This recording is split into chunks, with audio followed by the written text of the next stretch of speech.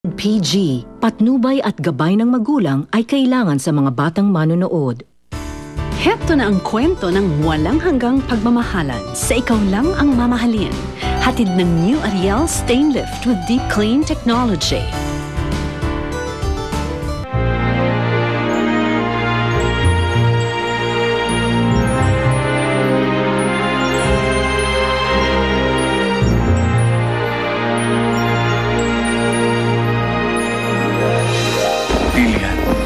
Kayang gawin yung mga sinasabi mo. Mahal na mahal kita. Lilian, halika na. Magpakasal na tayo. Ayoko! Ayoko sa'yo! Ayoko sa'yo! Demonyo ka! Ayoko! Catherine? Sir Charles? Ano naman kayong pumasok sa utak ng mami ko? Bakit tayo niya magpakasal kay Daddy? Kaparaning na naman siya eh. May iniwang sulat sa akin si Inay. Sabi niya, hindi niya talaga ako anak. You are the best psychiatrist, Dr. Trina Sequia. Bukod sa nakakapagpagaling ka, nakakapagpabaliw ka rin ng iyong mga pasyente. Nainili ka ba't tumalon? Ikinalulungkot kong sabihin pero walang mangyayaring kasalan. Anong ginagawa mo rito? Umalis ka! Ayoko! Hindi ka na... Bitiwan mo ako, Catherine! Lilian! Anong ginagawa niyo rito? Anong ginagawa mo dito? Ano nangyayari? Ferdinand, please, uwi na tayo. Ferdinand, kailangan na natin ayusin yung mga papeles ni Lilian para sa confinement na.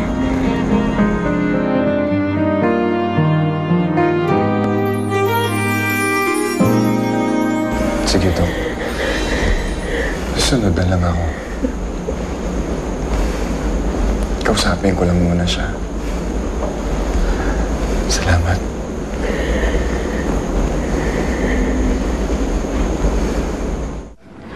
Huwag mo munang isipin yon, ha? Magbabayad muna ako para makauwi na tayo at makapagpahinga ka.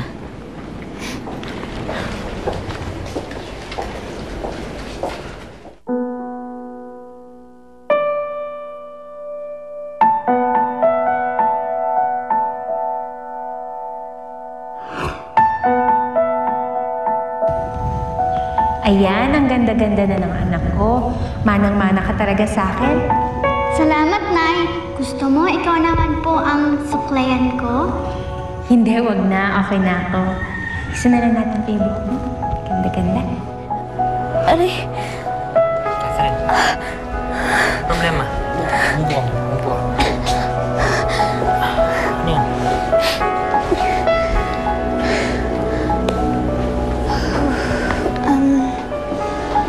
May bigla lang akong naalala. Nanay ko.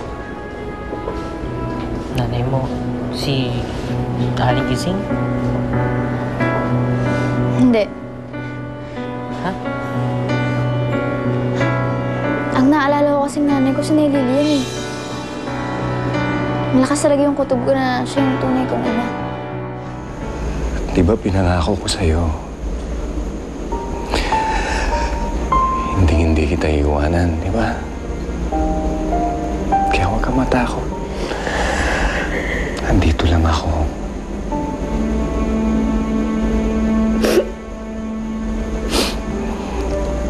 Mahal na mahal kita. Kailangan maging maayos ang sarili mo. Para magkasama-sama na tayo. Tulungan mo ang sarili mo. Alam mo, kung umalis man ako ngayon, bibisitahin ka naman namin palagi. Ferdinand, hindi ako magiging maayos dito. Mababaliw ako dito, Ferdinand. Hindi totoo yan. Alam mo kung namimiss mo kami. Isipin mo na lang na kailangan mo nang gumaling para sa amin. Para magkasama-sama na tayo, di ba? Catherine, paano nangyaring nanay mo si Ma'am Lilian? Anak niya nga si Maylin, di ba? Alam ko naman yun eh. Kaya lang, ewan ko ba? Yun lang yung naisip ko simula nung nabugok yung ulo ko.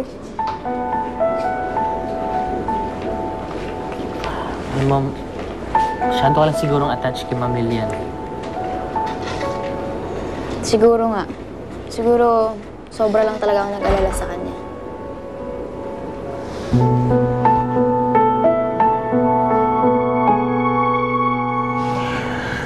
Hindi ako gagaling dito, Ferdinand, please. Di ba mahal mo ko?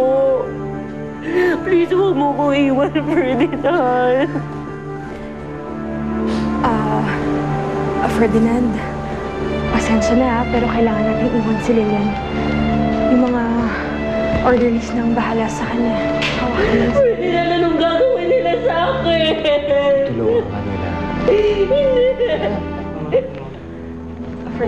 Ferdinand, pasensya na pero kailangan talaga natin. Ayoko, Ferdinand. Please, nangako ka, di ba? Babalik ako. Babalik ako. Ferdinand, ayoko. Lilian, tulungan mo sa sarili mo, ha? Ferdinand. Babalik din ako. Ferdinand, huwag mo ako iiwanan. Babalik ako. Ayoko sa kanila, Ferdinand. Ferdinand, please, ayoko sa kanila.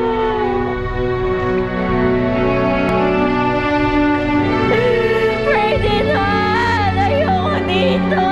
Mababalik ako dito. Daddy?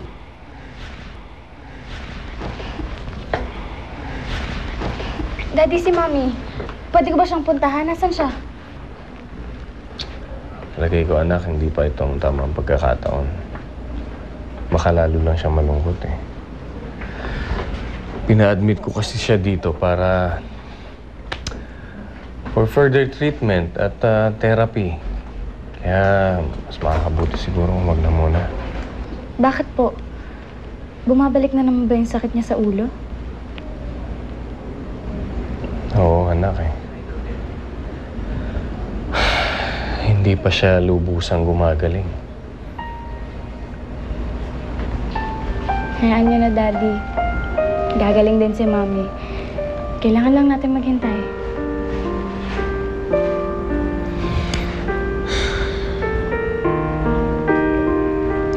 Anak, pagpasensya mo na sana kung hindi ko maibigay sa yung isang normal na pamilya. Kung hanggang ngayon hindi pa rin tayo mabuo-buo ng mami mo. Pero huwag ka mag-alala. Nagsisikap naman kami ng mami mo eh. Pagsisikapan ko yun para sa'yo na mabuo tayo ulit. Magsama-sama tayo ulit.